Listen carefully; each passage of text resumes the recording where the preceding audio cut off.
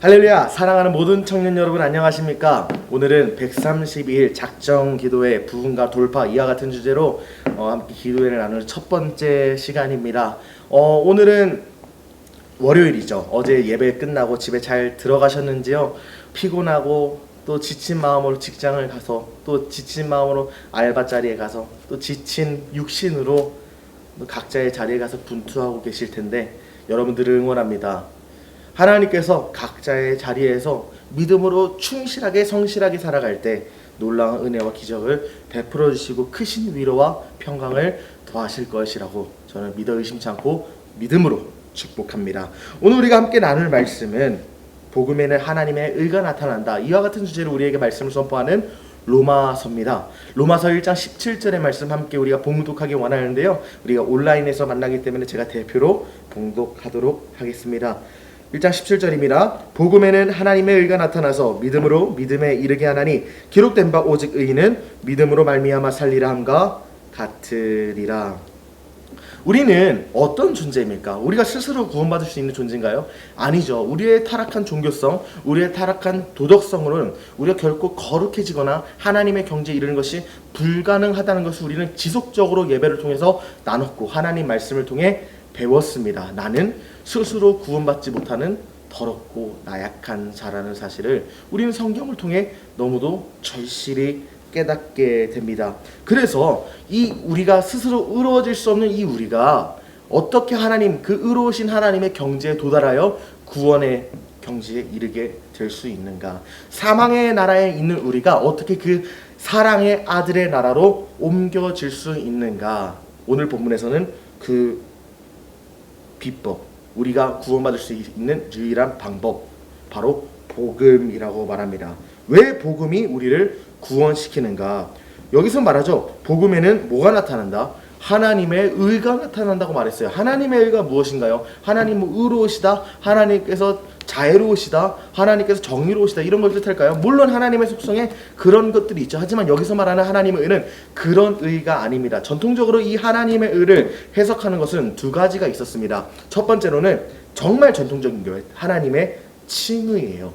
우리가 하나님 앞에 의로운 자인가요? 하나님 앞에 의인인가요? 한 번도 죄를 짓지 않은 의인이 세상에 존재합니까? 아니요. 세상에 그런 자는 존재하지 않습니다. 하나님 앞에 의인만 설 수 있는데 세상에 의인이 존재하지 않다는 것이죠. 그렇기 때문에 세상의 그 누구도 하나님 앞에 떳떳하게 나갈 수 있는 사람이 존재하지 않습니다. 다른 말로 하면 하나님 나라에 들어갈 수 있는 자격이 있는 사람이 세상에는 존재하지 않는다는 거예요. 제가 늘 쓰는 비유 중에 하나인데, 하나님의 나라에 들어가는 사람을 제가 도화지로 비유했을 때, 하나님 나라에 들어가는 도화지는 그나마 깨끗한 얼룩이 덜 묻어 있는 도화지가 아니라 아무것도 칠하지 않은 깨끗한 백지만이 들어간다고 제가 많이 비유를 했어요.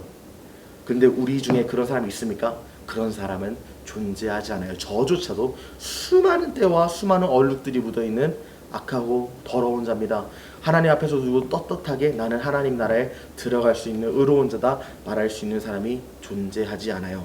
그런 자들에게 예수 그리스도의 보혈로 모든 죄악을 지키시고 의인이 아니지만 죄인이지만 의인 취급하신다. 의인으로 칭하신다.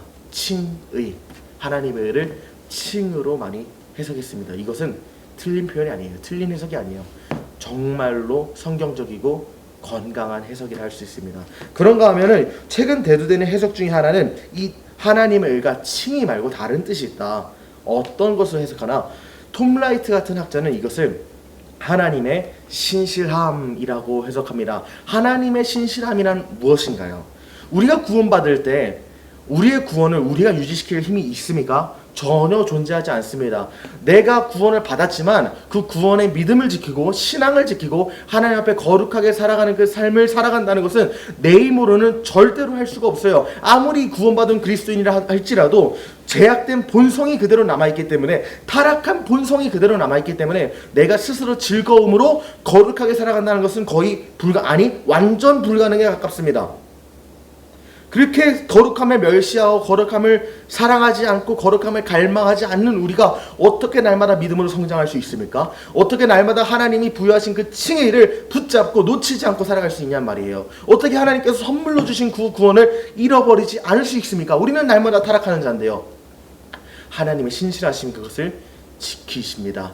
성경에서 말하죠. 너희 안에 착한 일을 시작하신 이가 그리스도 예수의 날까지 이루신다. 우리에게 믿음을 주시고 칭이라는 놀라운 복을 주신 하나님께서는 그리스도 예수의 날까지, 주께서 재림하는 그날까지 우리의 믿음을 지키시고 우리의 신앙을 지키시고 우리가 하나님을 향하는 갈망과 사랑을 지키신다는 겁니다. 그래서 이 하나님의 은은 주께서 우리를 의롭다 칭하시고 그 칭하신 것을 영원토록 신실하게 보존하신다는 말이에요. 복음에는 하나님의 의가 나타납니다. 그런데 그 하나님의 의가 나타날 때 나는 현상이 무엇입니까? 믿음으로 믿음에 이르게 한다. 하나님의 신실하심은 연약한 나의 믿음을 성장시키십니다. 작은 믿음에서 큰 믿음으로 이르게 하신다는 거예요. 믿음으로 믿음에 이르게 한다. 내가 처음에 예수 믿을 때는 예수님이 어떤 분인지, 예수님 나를 얼마나 사랑하는지, 하나님 아버지 그 사랑의 의미가 무엇인지 정확히 몰라요. 하지만 신앙이 성장하고 하나님과의 관계가 깊어지면서 깨닫는 것이 무엇인가? 내가 그렇게 죄인이었구나. 내가 그렇게 연약한 자였구나. 그리고 이렇게 연약하고 쓰레기 같은 나를 하나님께서 사랑하시고 참으시고 품으셨구나. 더 큰 믿음으로 성장하게 된다는 것입니다. 믿음이 성장함에 따라 어떠한 믿음의 시련과 환난이 찾아올지라도 믿음으로 그것을 능히 돌파하고 승리할 수 있게 되는 신앙인이 된다는 것이죠. 그래서 오직 의인은 믿음으로 말미암아 산다는 것입니다. 우리의 능력은 믿음밖에 없습니다. 하나님의 은혜가 우리에게 흘러 들어오는 통로는 믿음입니다. 그래서 우리가 특별히 오늘 기도하기 원하는 제목은, 우리가 오늘 A1석을 위해 기도할 텐데, A1석에 앉는 모든 하나님의 백성들이 믿음으로 믿음에 이르기를 기도하고 간구합시다. 작은 믿음으로 이 자리에 앉았을지라도 하나님께서 큰 믿음으로 성장시켜 주시어 놀라운 영광과 기적과 이사를 베풀어 주실 그 은혜를 사모하며 기도합시다.